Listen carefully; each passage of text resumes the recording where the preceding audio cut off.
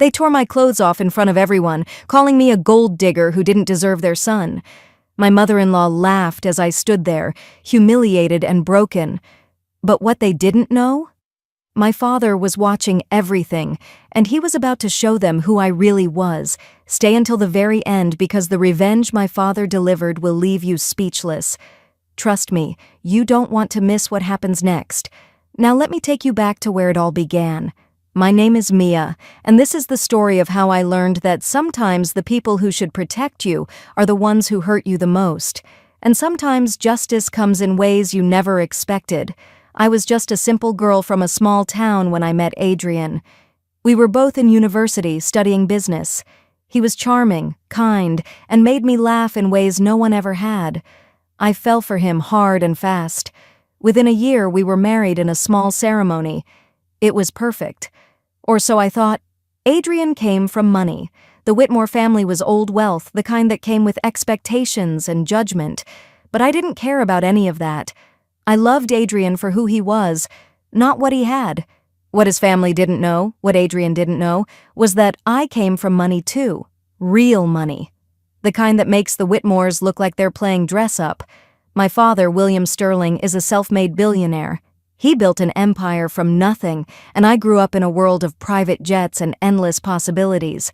But I watched how people treated my father, how they smiled to his face while calculating what they could get from him. I saw how every friendship, every relationship came with a price tag attached. So when I turned 18, I made a decision.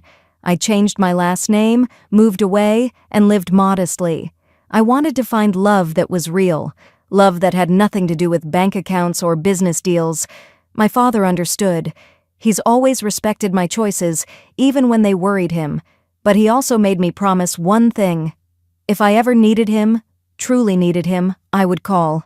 I promised. And for 2 years, I kept that promise locked away, determined to make my marriage work on my own terms. Adrian's family made that nearly impossible from day one. His mother, Clarissa, looked at me like I was something she'd scraped off her designer shoe. She never missed an opportunity to remind me that I didn't belong, that I wasn't good enough for her son. She'd make me serve tea to her friends, introduce me as the girl Adrian married, never by name. She'd critique my clothes, my hair, the way I spoke. Nothing I did was ever right. Adrian's father, Vincent, simply ignored me. I could walk into a room and he'd look right through me like I was invisible. Maybe that was worse than Clarissa's active cruelty.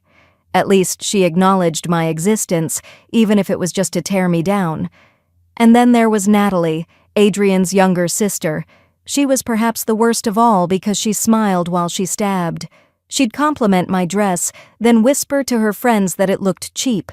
She'd invite me to lunch, then spend the whole time talking about how Adrian could have married anyone, how many beautiful, wealthy girls had wanted him. The constant message was clear. I was lucky to be there, and I should be grateful they even tolerated me. But I tried. God, I tried so hard. I thought if I was patient enough, kind enough, eventually they'd see me for who I was. I thought love would be enough. Adrian would tell me not to worry about it, that his family would come around, but he never stood up for me. Not once. He'd just tell me to try harder, to understand that this was how they were. 2 years passed like this. 2 years of swallowing my pride, of accepting disrespect, of pretending that everything was fine. And then came our second anniversary. Clarissa insisted on throwing us an anniversary party. Not for us, of course, for her. To show off to her society friends, to prove that her son had the perfect life, even if his wife was, in her words, unfortunate. I wanted to say no, but Adrian convinced me. "Maybe this is her way of accepting you," he said. I should have known better. The party was at the Whitmore estate, and Clarissa had spared no expense. When I arrived that evening, I couldn't believe what I was seeing. Crystal chandeliers hung everywhere, each one probably worth more than most people's houses. A live orchestra played classical music in the corner. Champagne fountains bubbled with expensive bottles I couldn't even pronounce. There were ice sculptures, towers of imported flowers, and a red carpet leading to the entrance where photographers waited. Over 200 people were invited, not friends, not family, but business tycoons, celebrities, politicians, anyone who mattered in high society. Women dripped in diamonds and designer gowns that cost more than cars. Men wore custom suits and watches that could fund a child's college education. Luxury cars lined up for miles, being handled by a team of valets. And there I was, in my simple cream-colored dress that I'd bought on sale. I'd thought it was pretty when I picked it out. Now, standing among all this excess, I felt like a fool. I could feel their eyes on me, hear the whispers. That's her? That's what Adrian settled for? Poor thing, she looks so out of place. Clarissa found me within minutes, her smile sharp as glass. "Oh, Mia, you came. How quaint you look."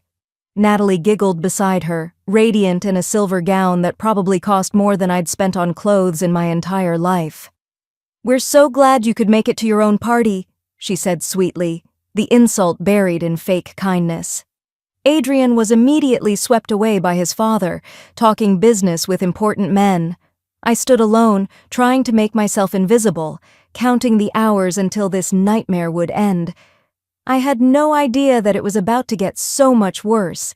The party was in full swing when it happened. The orchestra had just finished a song, and Clarissa took the microphone for a toast. She was thanking everyone for coming, saying something about family and love that made me want to laugh at the irony. And then her expression changed. Her hand flew to her neck. "My necklace," she gasped. "My pink diamond necklace. It's gone." The room went silent. 200 people stopped talking, drinking, eating. All eyes turned to Clarissa as she clutched her bare neck dramatically. "Someone has stolen my necklace," she announced, her voice rising. "The pink diamond. It's worth $2 million, and it was right here an hour ago." My stomach dropped. I knew what was coming before she even said it. I could see it in her eyes as they locked onto mine across the room. "Mia." She said my name like an accusation. "You were in my dressing room earlier. I saw you." 200 pairs of eyes turned to me. I felt like I was drowning. I was just looking for the bathroom," I stammered. "I didn't take anything. I swear." "She's lying," Natalie chimed in, appearing at her mother's side. "I saw her too." She was definitely near Mother's jewelry case. She looked suspicious. "This is ridiculous," I said, my voice shaking. "Why would I steal from you? I don't want your necklace." "Don't you?" Clarissa's voice was cold. "Everyone knows you married my son for money. You've been after our wealth from the beginning. This is just proof of what you really are, a common thief." The room erupted in whispers. Phones came out. People were recording. I looked desperately for Adrian, found him standing with his father. "Adrian, please, tell them I wouldn't do this." He looked at me, and for a moment I thought he'd defend me. Then he looked at his mother, at his father, at all the important people watching, and he said nothing. Vincent stepped forward. "Search her. Right now, in front of everyone. If she's innocent, she has nothing to hide."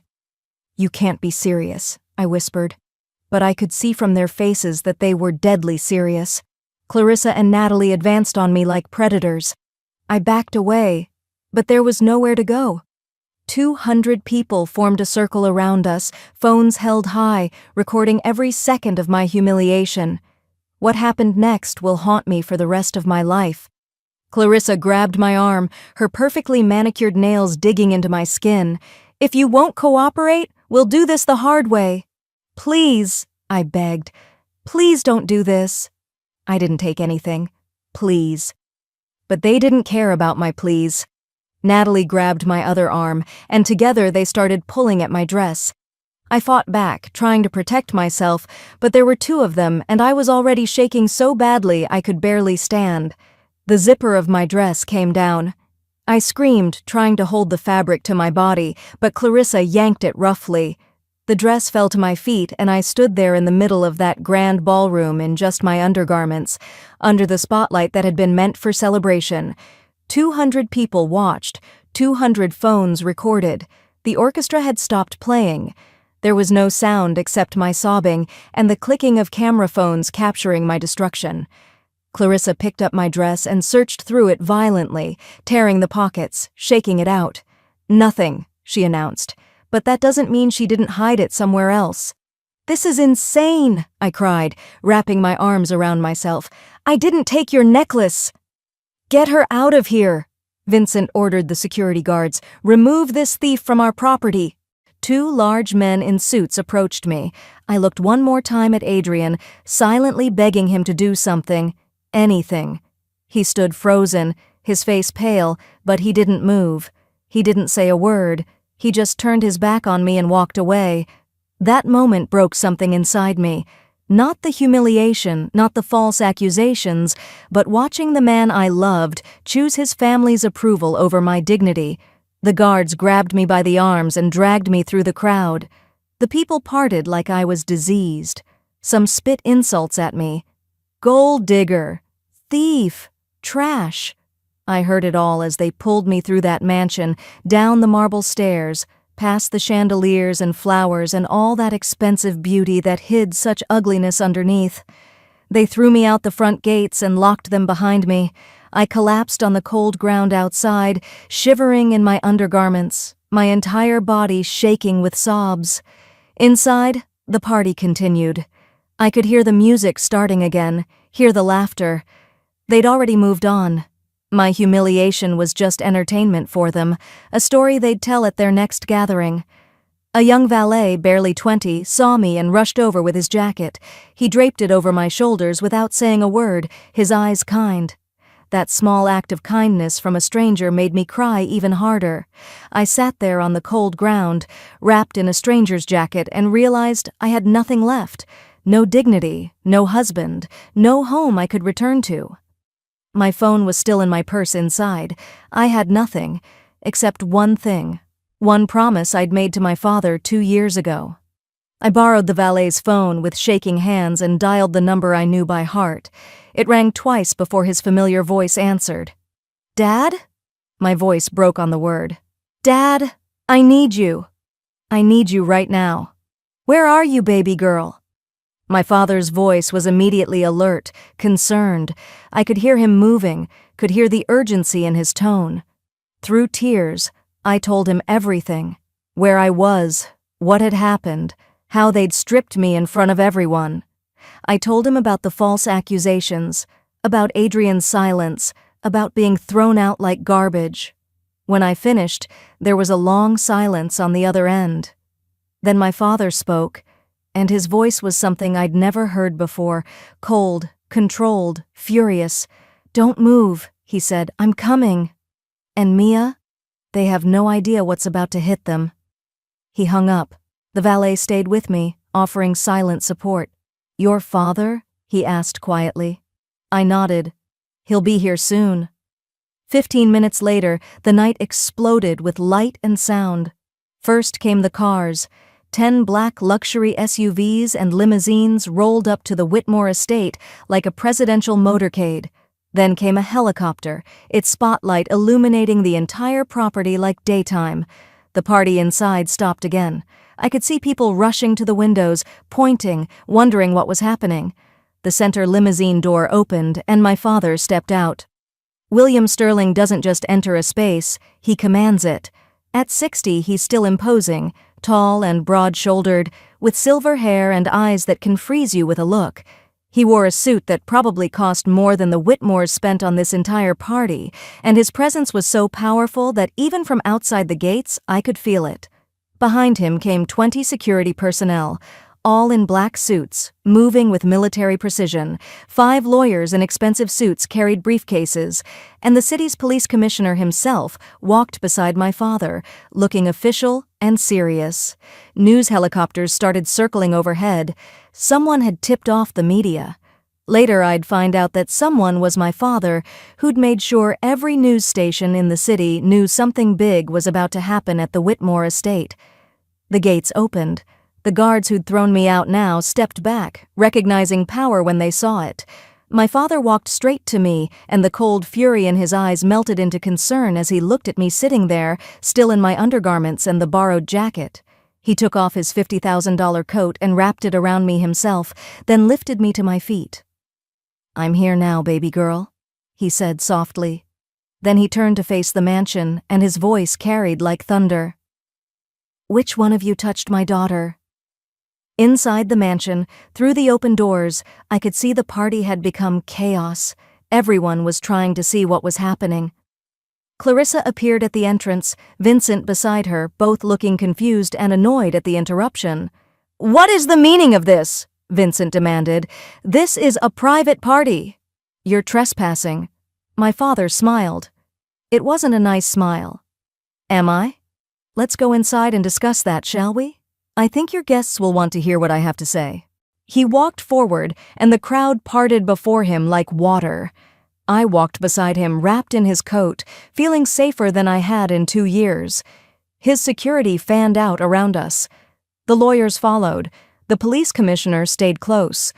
We walked through that mansion like we owned it, because, as it turned out, we did. My father took the microphone from a stunned Clarissa. 200 wealthy, powerful people stared at him, trying to figure out who he was. Some of the older ones were starting to recognize him. I could see the realization dawning on their faces. "Good evening," my father said, his voice calm and controlled. "Let me introduce myself properly. My name is William Sterling. Perhaps some of you have heard of me? Sterling Global Empire? 50 billion in assets? Yes, I can see some of you recognize the name now." The room erupted in whispers. Everyone knew Sterling Global. It was one of the largest conglomerates in the world, with holdings in everything from technology to real estate to banking. "This woman you just humiliated," my father continued, pulling me close to his side. "This woman you stripped and degraded in front of 200 people, this woman you called a thief and a gold digger, she's my daughter, my only child, my heir." The gasps were audible. Clarissa's face went white. Vincent looked like he might faint.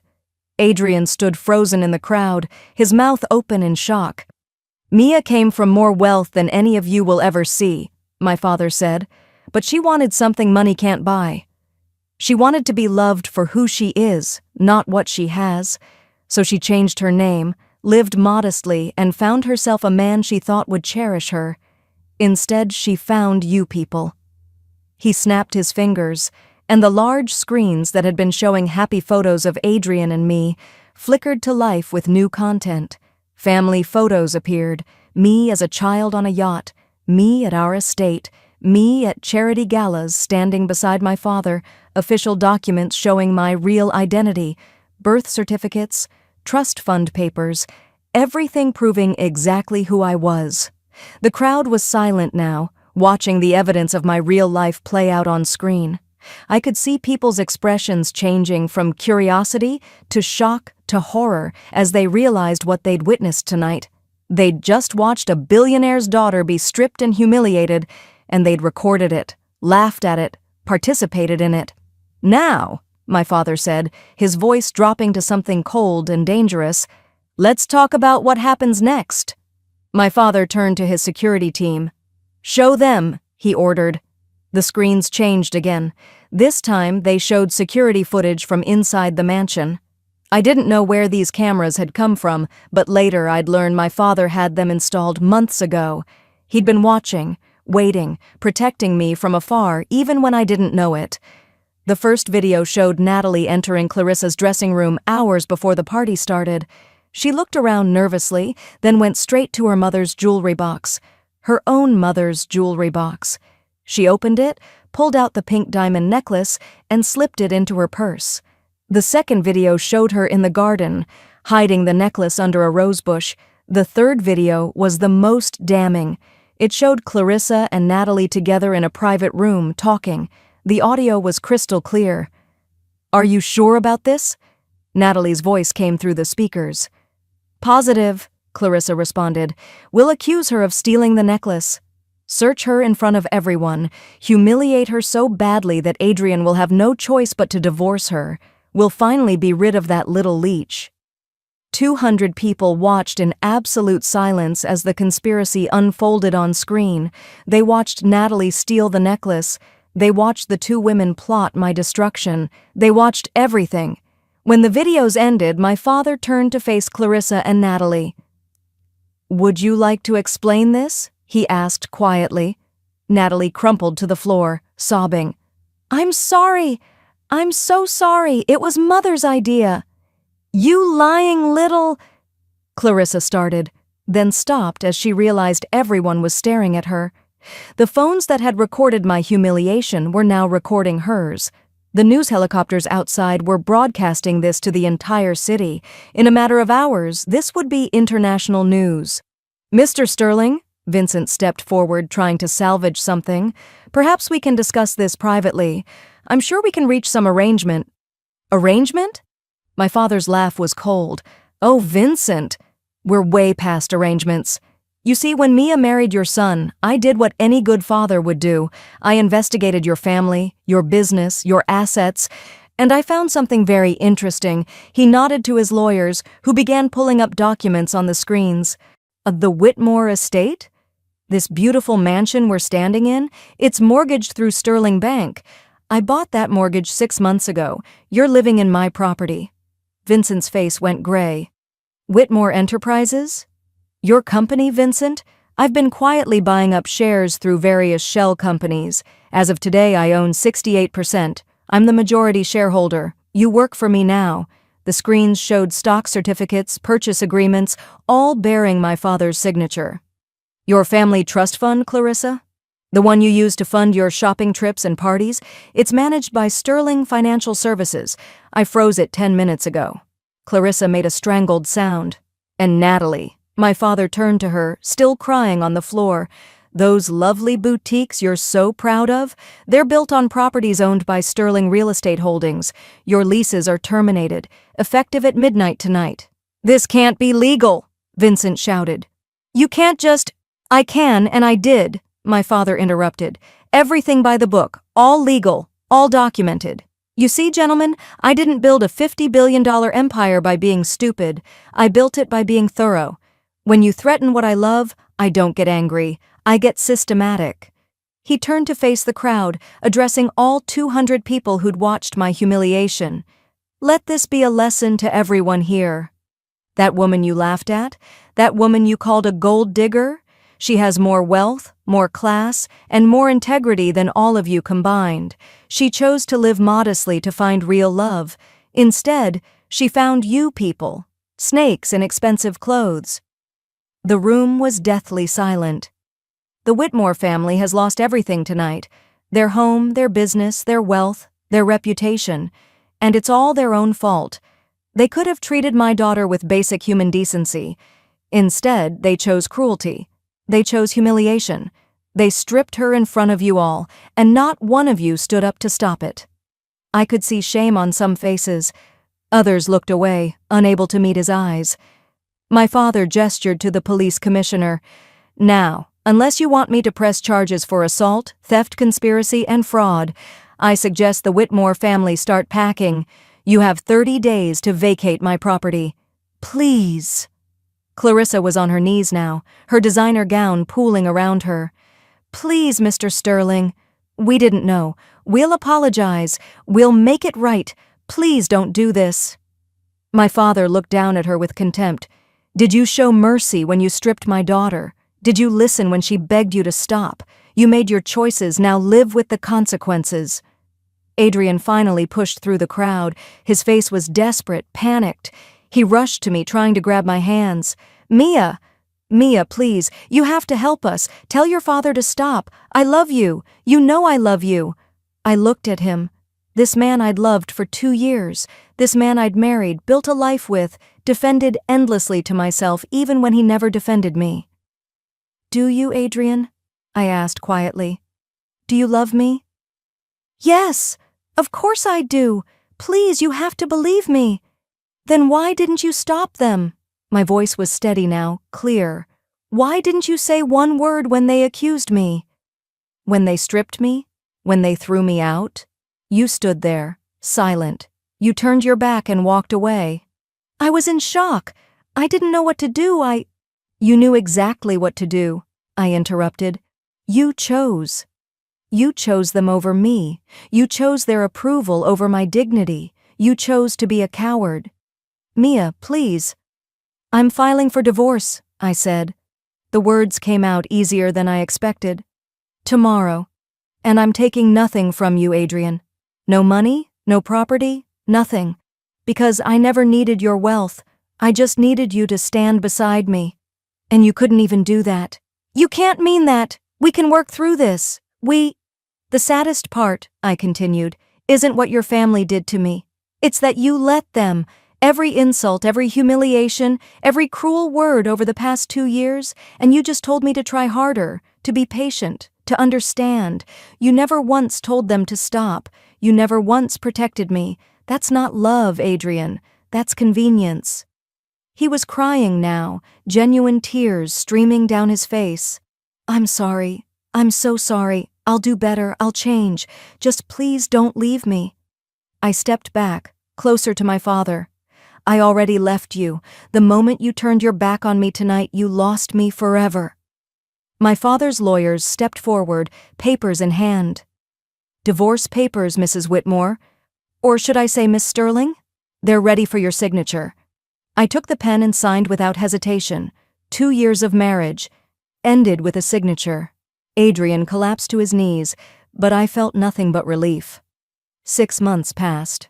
The Whitmores lost everything, exactly as my father promised. Their estate was seized and auctioned. Vincent's company went bankrupt within 3 months. Clarissa, who'd never worked a day in her life, now worked as a sales associate at a department store. Natalie's boutiques were closed, and she worked retail at a mall. Adrian lost his luxury car dealership and worked a regular sales job. Their high society friends abandoned them immediately. That's the thing about people like that. They're only your friends when you have something they want. As for me, I went back to being who I really was. Mia Sterling, Vice President of Sterling Global Empire. I worked alongside my father, learned the business from the inside, and discovered I was actually good at it. I started a foundation for women escaping toxic relationships, helping them find the strength to leave and the resources to rebuild. I bought my own penthouse with money I earned myself.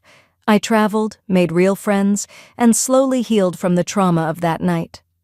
One evening, 6 months after everything happened, I was hosting a charity gala for my foundation. It was a beautiful event, full of people who genuinely cared about helping others.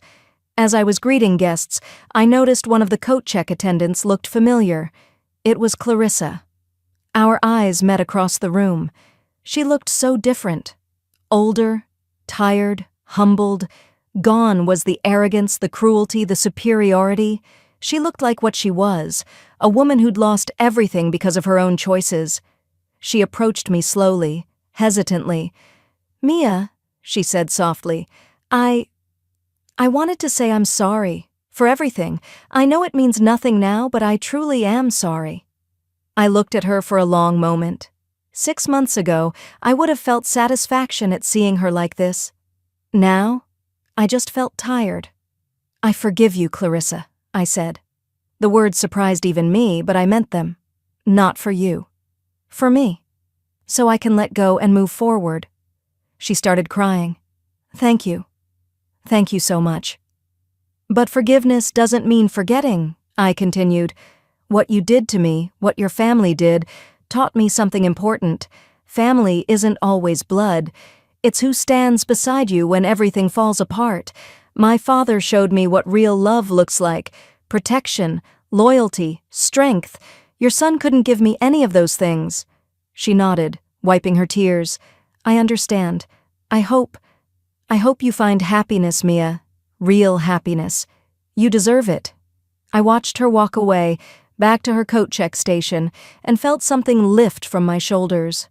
I'd carried that anger, that hurt for so long. Letting it go felt like breathing for the first time in months.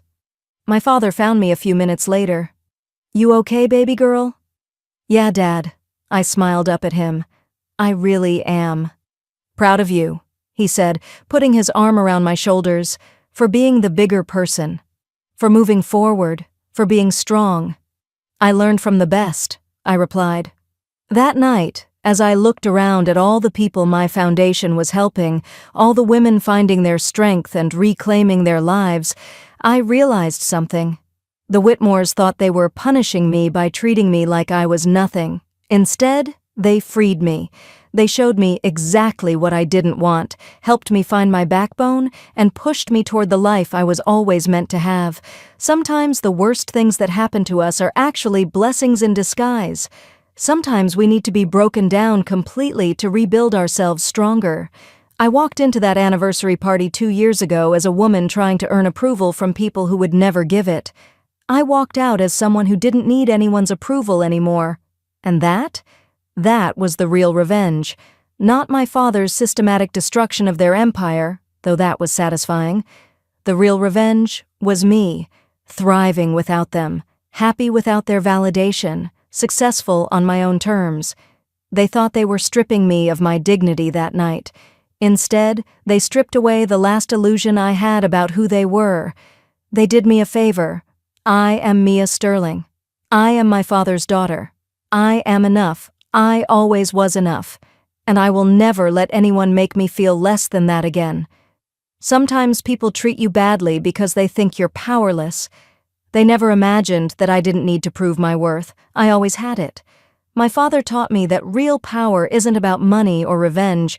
It's about knowing your value and never letting anyone make you feel less than you are. That night, I walked into that party as a woman they thought they could break. I walked out as myself, stronger, wiser, and finally free. If this story moved you, hit that like button and subscribe to hear more true stories of justice and redemption. Share this with someone who needs to remember their worth today. Comment below and tell me, have you ever been underestimated by someone who later regretted it? I read every single comment. Remember, you are enough exactly as you are. Never let anyone convince you otherwise. Until next time, this is Mia, reminding you to never let anyone dim your light.